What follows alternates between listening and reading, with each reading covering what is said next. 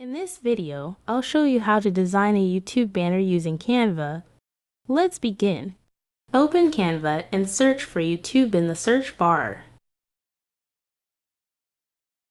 Click on the YouTube banner option. You'll see many pre-designed templates.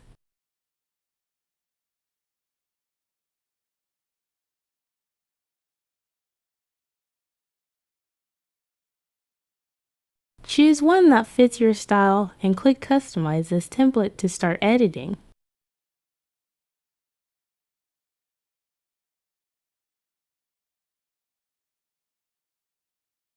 Double-click text boxes to update the text with your channel name or slogan. Replace placeholder images by dragging and dropping your own photos onto them. Click color swatches to change the background or text colors to match your branding. Add or edit your website link or social media handles in the designated area. And that's it. If this helped, please like and subscribe. Thanks for watching.